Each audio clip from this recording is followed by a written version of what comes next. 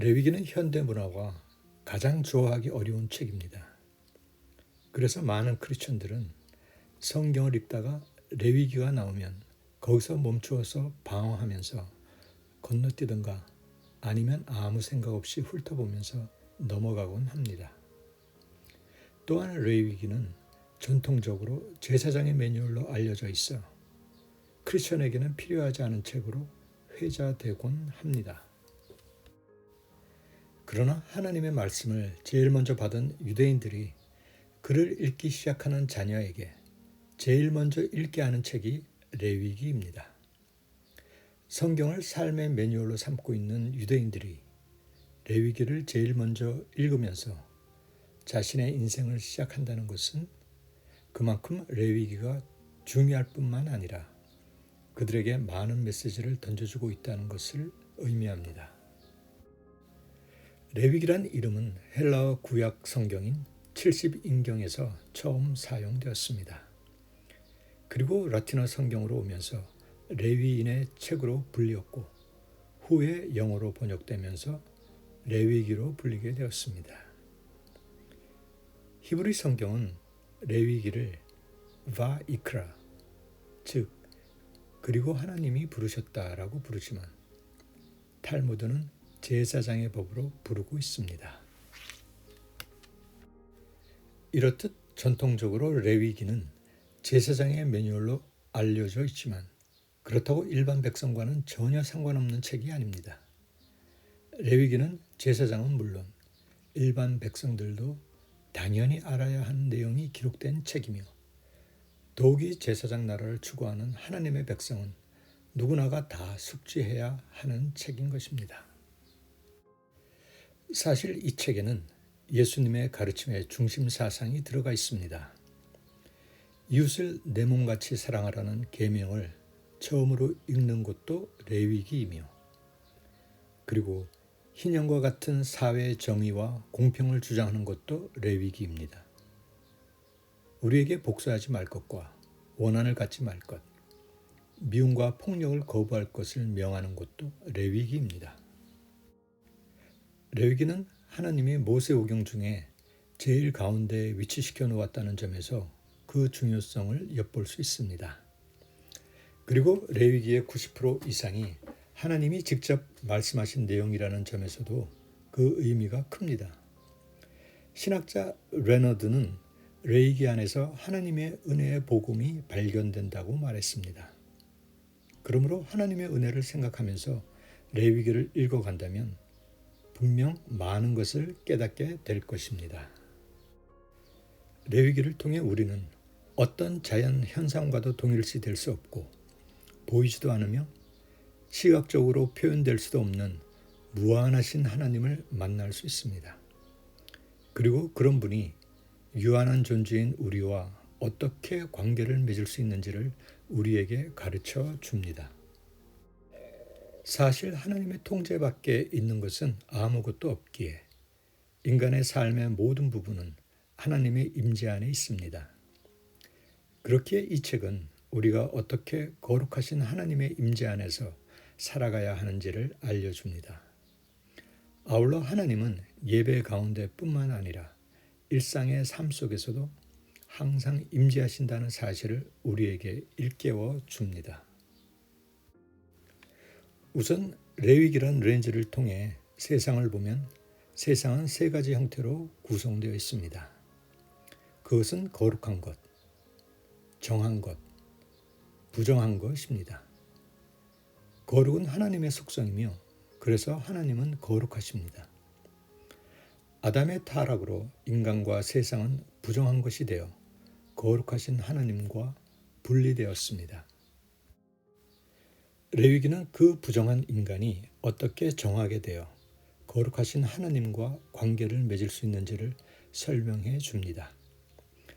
희생제사와 정결법을 통해 거룩하신 하나님께 가까이 가는 법을 우리에게 알려주는 한편 우리가 어떻게 거룩을 세상 안으로 가져올 수 있는지도 가르쳐 줍니다. 특히 레위기는 다른 종교 사상에서 보기 힘든 것들 중에 하나를 담고 있는데 그것은 하나님이 거룩하심으로 우리도 거룩하도록 부름을 받았다는 것입니다. 이는 우리가 하나님의 형상으로 창조되었을 뿐만 아니라 하나님의 길로 행하도록 부름을 받았다는 것을 의미합니다. 그래서 신명기는 하나님의 명령을 지켜 그 길로 행하면 거룩한 백성이 될 것이라고 말합니다. 레위기는 레위 지파라는 특별한 가족으로 시작하지만 전 백성에 대한 하나님의 부르심 안에서 최고조가 됩니다. 그것은 성소에서 시작하지만 사회에서 끝납니다. 그 결과 레위기의 가르침은 모든 백성의 계속되는 삶의 한 부분이 되는 것입니다. 그러한 내용은 이스라엘이 시내산에 도착했을 때 하나님이 이스라엘과 맺은 구두 언약 속에 이미 계획되어 있는 것이었습니다. 그 언약에 의하면 하나님은 이스라엘 백성 모두가 거룩한 제사장이 되는 제사장 나라와 거룩한 백성으로 만들 계획을 가지고 계셨음을 알 수 있습니다. 그리고 그 약속은 성막을 제작함으로 시작됩니다. 앞서 레위기는 하나님께 가까이 가는 법에 대해 말한다고 하였습니다. 그런데 하나님께 가까이 가기 위해서는 먼저 하나님이 그들 중에 오셔야 했습니다. 그러나 출애굽기 19장에서 보듯이 하나님이 그들 가까이 오시는 일은 백성이 죽을 수도 있는 위험한 일이었습니다. 하나님이 시내산에 내려오실 때 모든 이스라엘 백성은 산 밑에서 그것을 보고는 무서워 떨었으며 하나님도 그들이 죽을지도 모르니 경계선을 넘지 말라고 경고하셨습니다. 결국 그들은 하나님께 가까이 가지 못하고 모세에게 중간에서 중재하도록 요구하게 됩니다. 그러므로 하나님이 내려오실 때 그들이 죽지 않을 안전장치가 필요하였습니다. 그것이 바로 성막입니다. 그래서 하나님은 출애굽기 25장에서 모세에게 성막을 만들 것을 지시하셨습니다. 성막이란 히브리어로 미슈칸이라고 하는데 거주하는 곳이란 뜻입니다. 다시 말하면 성막이란 거룩하신 하나님이 거주하실 거룩한 공간입니다. 하나님은 이 땅에 오셔서 거주하실 공간을 준비시킨 것입니다. 레위기에 들어가기 전에 먼저 성막의 구조를 살펴보는 것이 도움이 될 것입니다. 성막의 구조는 그림과 같습니다. 먼저 성막 입구를 통해 들어가면 번제단이 있는데 여기서 제사장들이 희생 제물을 태웁니다. 그 다음에는 제사장들이 성소에 들어가기 전에 손발을 씻기 위한 물이 담겨 있는 물두멍이 있습니다. 물두멍의 왼쪽에 텐트가 있는데 그것을 성소라고 부릅니다. 성소 입구의 첫 번째 커튼을 열고 들어가면 북쪽에 진설병 상이 있어 12개의 빵을 놓아둡니다. 그리고 남쪽에는 7개의 등이 있는 7등대가 있고 그 왼편에는 분향을 할 수 있는 분향단이 있습니다. 성소의 맨 왼편을 지성소라 부르는데 분향단 앞 두 번째 커튼을 열고 들어가면 그 안에 언약궤가 있습니다. 이 언약궤에는 두 그룹이 양쪽에서 날개를 편 모양으로 마주보는 형상을 하고 있는 뚜껑이 있는데 이것을 속죄소라고 하며 대제사장이 1년에 한 번 제물의 피를 이 위에 뿌림으로 모든 백성의 죄가 사함을 받게 됩니다. 하나님은 이 속죄소 위, 곧 증거궤 위에 있는 두 그룹 사이에 좌정하고 계시겠다고 하십니다. 그러므로 지성소는 성막 중에서도 하나님이 계신 지극히 거룩한 장소입니다.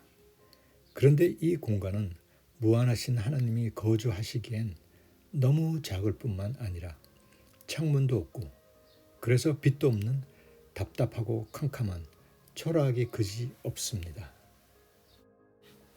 이러한 성막의 구조를 보면 하나님이 우리와의 관계를 회복하기 위해 얼마나 자신을 제한하고 내려놓으셨는지 알 수 있습니다. 성막은 우리와의 관계 회복을 위해 하나님이 먼저 내미는 사랑의 손이며 레위기에 기록된 희생제사는 우리가 하나님께 가까이 나아갈 수 있는 은혜로운 장치인 것입니다. 그런데 성막 제작과 관련하여 우리가 중요하게 기억해야 할 것이 하나 있습니다. 그것은 자원하는 마음입니다. 하나님은 모세에게 성막 제작을 지시하실 때 즐거운 마음으로 내는 자에게서 예물을 받아 성막을 제작하라고 말씀하셨습니다. 여기서 즐거운 마음으로 내는 예물이란 자원하는 마음으로 내는 것을 말합니다. 다시 말해 내 마음으로부터 드리고 싶은 충동이 일어나야 하는 것입니다. 이것을 통해 우리는 하나님이 우리에게 가장 원하시는 것이 예물 자체가 아니라 우리의 마음이라는 것을 깨달을 수 있습니다. 하나님의 형상을 닮은 우리도 사랑하는 사람에게서 가장 받고 싶은 것은 무엇일까요? 그가 주는 다이아몬드 반지일까요? 아닙니다. 그의 마음입니다. 그가 나를 사랑하는 마음. 그가 아무리 비싼 다이아몬드 반지를 사주더라도 그의 마음이 다른 여자에게 가 있다면 비싼 다이아 반지는 아무런 의미도 없기 때문이죠. 자원하는 마음으로 드린 자의 예물을 받아서 완성된 성막. 그것을 통해 하나님이 우리에게 일깨워 주시고 싶으신 것은 하나님은 건물 안이 아니라 건물을 만든 사람들 마음 안에 사시는 분이시라는 것입니다. 같은 맥락으로 사도 바울도 하나님이 성령을 우리 마음에 주셨다고 말했습니다. 그러므로 성막이 자원하는 예물로 지어졌다는 사실은 우연이 아니라 핵심적인 것입니다. 왜냐하면 그것은 하나님은 나무와 돌로 만들어진 집에 사시는 분이 아니라 자유로운 인간의 마음속에 사시는 분이심을 알려주기 때문이지요. 따라서 하나님은 화려하고 장엄한 건축물에서가 아니라 자원하는 마음 안에서 찾아질 수 있는 것입니다. 우리의 마음, 하나님은 그것을 원하십니다. 하나님의 마음에 합한 자인 다윗은 그것을 알았습니다. 그래서 시편 51편에서 다음과 같이 고백합니다. 주님은 제사를 원치 않으십니다. 만일 주님이 원하셨다면 내가 그것을 드렸을 것입니다. 하나님이 원하시는 제사는 상한 심령입니다. 하나님은 회개하는 마음을 업신여기지 않으실 것입니다. 하나님이 우리의 마음을 원하시고 계시다는 사실을 기억하면서 레위기를 읽어간다면 우리는 레위기에서 분명 하나님의 은혜의 복음을 발견하게 될 것입니다.